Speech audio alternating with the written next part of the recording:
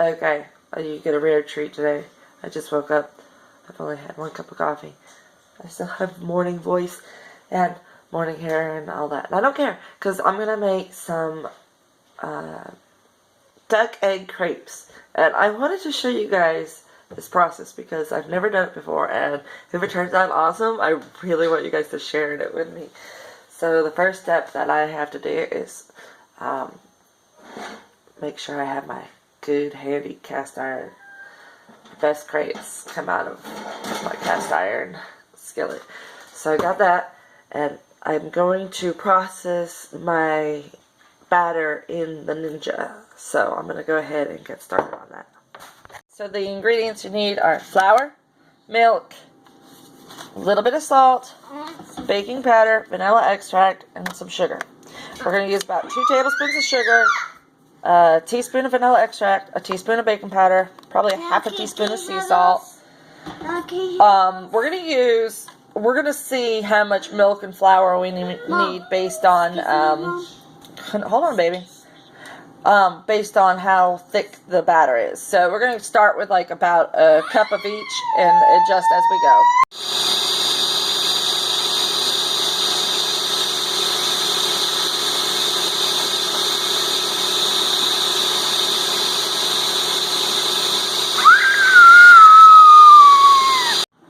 Alright, so once you crack 4 duck eggs into your bowl, you're going to go ahead and whisk them together very well. Get them just nice and whipped and mix the yolks in with the whites. You notice that Rowan had a little bit of harder time cracking the eggs. The duck eggs are much thicker. And we're using 4 duck eggs today because our ducks just started laying, and you see they're not any bigger than a chicken egg. Usually duck eggs are bigger, so you could probably get away with 2 or 3 if you have big duck eggs. Oh, that was the funny thing that it just exploded on my head. That was funny. It was hard to break, wasn't it? Yeah, it was awareness. Alright, so we're going to go ahead and measure out the other ingredients here. Right, Liam? You're going to help?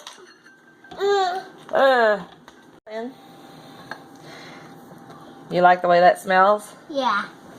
I like the way vanilla smells too. Okay, then you can let go of this for a second, and you can pour your goat milk in. Now we use goat milk because we have fresh goat milk from our goats. You want to do it? Yeah. You can use any kind of milk, and you can use any kind of eggs too. We're just using duck eggs because our chickens aren't laying and our ducks are. For whatever reason. It's just turned light. Oh, careful. Oopsie. It's okay. Just stir a little gentle. Gentle. There you go. Okay, now we can combine the two. Alright. Let go of the whisk. Set that aside. We don't need it anymore. We're going to... Oopsie. Oopsie. We'll have to wipe that floor up. Alright. You gonna stir? Yeah. Stir while I pour. Good job. Just stir it in slowly. Adding a little at a time. Keep stirring, buddy. Is it getting thick? I think so. Alright, well it should get thinner. Stir.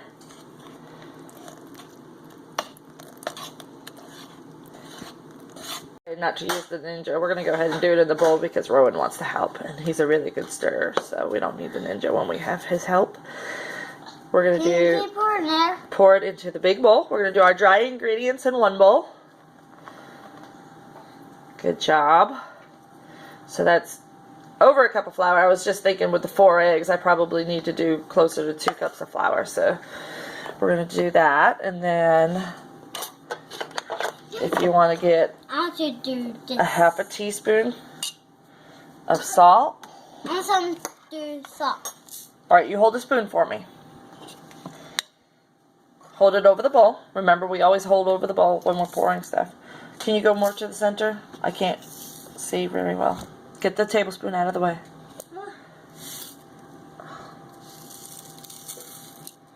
Now, I'm just guesstimating a half a teaspoon because that's a whole teaspoon that we're using. That's probably about right. Alright. baking powder. You're going to need a teaspoon which of that. spoon? The smaller one. Or small? The smaller one. That's the teaspoon. Make sure there's no salt in it or anything. Make sure it's clean. Doesn't have any flour on it or anything. And then you can put it into the container. Put it in. And then scrape it on that flat edge. So a teaspoon of baking powder. Go ahead and pour that in. And then we're going to do 2 or 3 tablespoons of sugar. Now we have our sugar added, and Rowan is going to stir the dry ingredients. Look at him waiting patiently. He wants to stir so bad. Go ahead and stir it. Stir all the dry ingredients together. Good job. Then we're going to add a teaspoon of vanilla to our eggs, and we're going to whisk that in.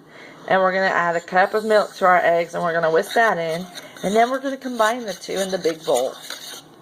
So Rowan stirred up real well, and now I'm looking at it, and you see the consistency? If you make pancakes, you know that this is the perfect pancake consistency. But crepes should be a little bit runnier than pancakes. So I'm going to add a little bit more milk, probably half a cup more milk, and we should be good.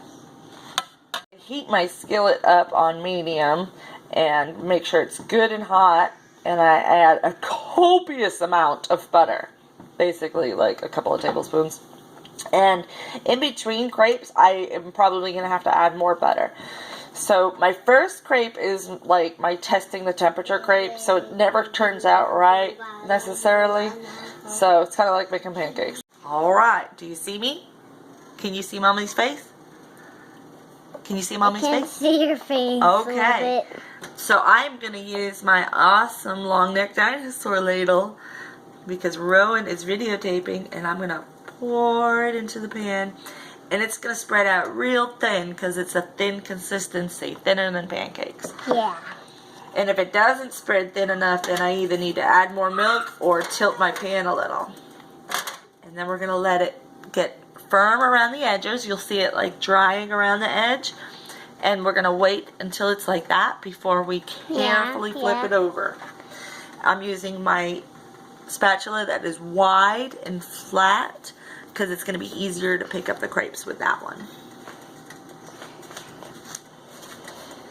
It's starting to look dry and bubbly around the edges. That's just about right for flipping it over. Into pancakes. Yeah, it is a lot like pancakes. And I just had Ryan get the chèvre out of the fridge. We're going to fill our crepes with our homemade chèvre and blueberry preserves we got from the farmer's market. I'm going to taste a little bite. Me too. It's so good. I could just eat it with a spoon. Flipped it over, and that nice golden brown tells me that my pan's temperature is perfect right now. Now, because this is a cast iron, it may be heating up a little slowly compared to other pans. So it may get too hot. I want to go close. Crepe Assembly by my daughter Vivian. She's really good at this. She's a pro. So, explain to us what you're doing, Viv. Well, every good crepe needs some cheese. So you gotta get some cheese. You don't need a lot of cheese, but you need enough cheese. So you put the cheese in the crepe. And every good crepe needs some fruit. Not a lot of fruit, but you need some fruit. So you put the fruit in the crepe. Usually jelly. I don't know what kind of jelly this is, but I'm putting it in the crepe. That's blueberry preserves from the farmer's market. Oh, okay. Well, it's going in the crepe. You gotta evenly distribute, so you don't just get one bite full of jelly or one bite full of cheese. And it's like a crepe taco. And then I just fold over, roll some more, and then you're good. Good to go. It's a little bit of a dark crepe you got there, Vivian. I'm sorry about that. So good. Is it yummy? My crepe is yummy. Yummy. My crepe is. Don't put the whole thing in your mouth. You won't be able to chew it. Is it yummy? I think I'm going to have to make more. Give it a thumbs up if you like crepes.